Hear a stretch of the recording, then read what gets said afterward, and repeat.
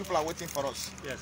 So, and it's compelling also, needful that you advise and also put through as to what happened in court today. We are going to speak the English language for the benefit of those who are not understanding the Igbo language. So, because last time some people were actually asking questions, they are not understanding what you are speaking in Igbo language. So, of course, you know, this project cut across the Afghan nation and other places. Yes. So today the matter came up for ruling on application to vacate the order, revoking bail granted Nnamdi Kanu sometime in 2017. Then I know opposition to that revocation of his bail in 2017, a bench warrant was issued. So, however, we promptly filed an application to set aside in 2019. We promptly filed an application to set aside that order revoking his bail in the same 2019, and that application was filed on the first day of May, the first day of April 2019. Served on the prosecution, and they responded, and we also filed our reply on point of law. From that 2019, 1st of April, it was filed, stretched to 2022.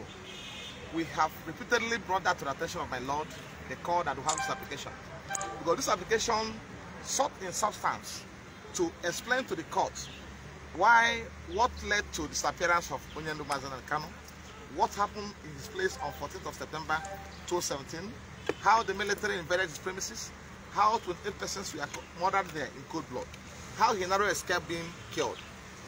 And more so is the fact that these are facts clearly verified on oath by Nnamdi Kanu when he was in Israel. So he stated, because it's evidence of an eyewitness, he was there, he's the victim. So he stated clearly what transpired in his house, how he managed to escape. So, and this evidence and evidence is very compelling for the court to understand also, give it a serious weight. But unfortunately today, the court delivered the ruling, and we understand that the court said that there was no application that was filed before her, except this year. That we waited till 2022 to file application to explain his whereabouts. We also, that has been addressed, because I understand that may be it's an error which is seriously wrong indeed, because the application was filed on 1st of April 2019. So it was filed promptly. And that application is very compelling. If it was given meritorious consideration, I believe that the ruling of today would have been different. Despite the fact that court said we can still come back to him, and also with further information and facts regarding to what happened in his house on September 14, 2017. However, we have gone on appeal. We are now before the Court of Appeal challenging the charge, challenging the returning of the 7-count charge out of 15 by the court. So, and we followed it up to ensure the appeal was entered in good time, and also have an application, a motion to hear the appeal speedily.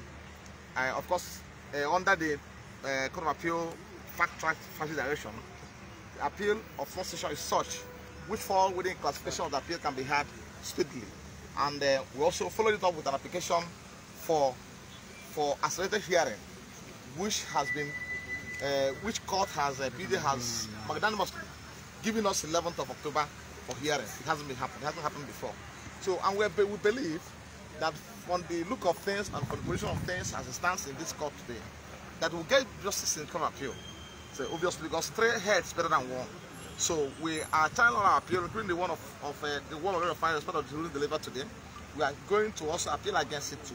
So, however, and based on the persuasive argument of Nestle, who is now leading us, she was coming to SAN, the court has still proceeding to the court on the matter. So the court will no longer, in general, we should entertain this case again, pending the termination of the matters, or the appeal will file before the Court of Appeal. So we have other serious applications or serious suits before the court, which we, one way or the other, determine the entire proceedings. And we are of the view that when this appeal is heard, appeal also challenging the returning of 7-count charge before this court, and when it's heard and determined, most positively, I can assure you that will be the end of the case, and then they can walk out. So, as you have heard him in court, he continued to advocate for peaceful conduct and civility, and he continued to advocate. In fact, he was forced to say it out today, because we know that you people most times are being provocated, are being tried to go into certain activities that may probably lead to arrest. But we have to avoid it because we know what we are passing through today. So our prayers for you is that you go back to your various destinations safely. And while you are traveling, you have to be very careful because we have a lot of enemies now who are all over the places looking for who to devour. But it will not be your portion. And we are assuring you that we're not resting our oaths. All the lawyers in this case, we're not resting to show that Onyendu Mazenanakam is out.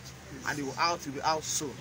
And it will be total. Thank you so much for coming. Okabiyama bless you exceedingly and also grant you safe journey back to your various destinations. And remain blessed. Thank you so much. Thank you so much. You say what? Help us and tell Nnamdi Kanu, the Nigerian government, if they do not release Nnamdi Kanu, this election will not, this Nigeria will not contain all of us.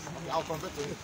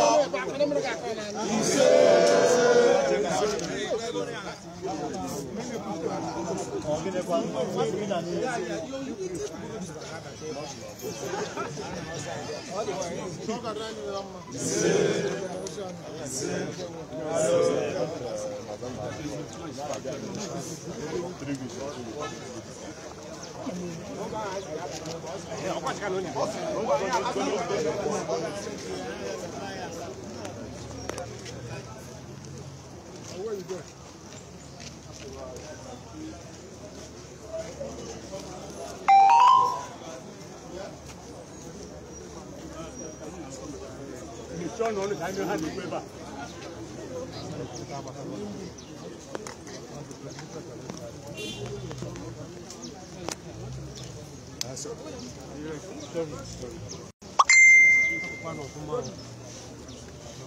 Yes, I'm fine. All right.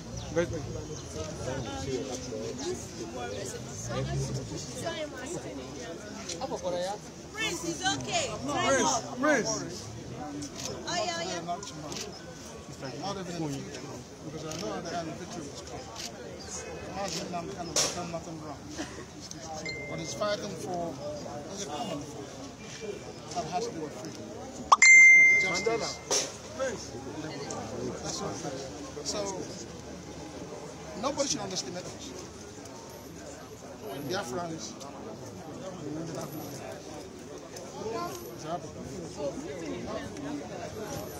well, what happened? There was a whole lot of argument in the report. You and I know that the presiding judge, of course, denied the application made for this matter, and also the question of jurisdiction. She had a so the defense team already had agreed to proceed to appeal court, and that is what is taking place today. So in the next couple of weeks to come, you will hear about other people. So definitely, something will come out. And that's it. But we know here that we won't get justice here. And in this court, there won't be justice. But at the appeal court, there will be justice. And that's what it is. So you think Nigeria is taking it case to? Yeah, of course, yeah, that's where we are. We've done that already. Yes, thank you so much. So what do you expect at the end of it? Of course, Nnamdi Kanu must be free. Biafrans must be free. Mandela. God bless you.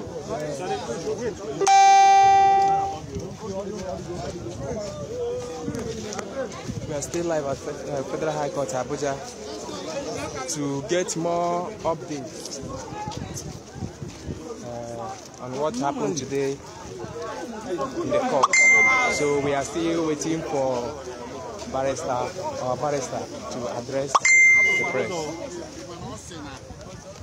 That she left the prospect for a new application for bail open. Obuna Defense Choi brings such an application forward that she's going to reconsider her decision.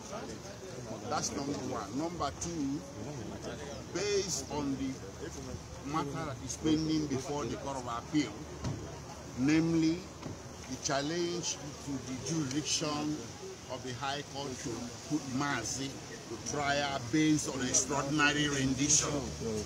That matter is pending on appeal before the Court of Appeal. The judge granted stay of further proceedings of the criminal case, pending determination of that question of jurisdiction before the Court of Appeal. So that is what happened in court today, and then the matter was adjourned to November 13th for mention. They will go na Court of Appeal, but I can assure you that between now and that 14th November, a lot of things will happen. Both in Abuja here, presumably by my colleagues, but I'm so sure of what I'm going to do. I'm going to move mountains around my head. Yes.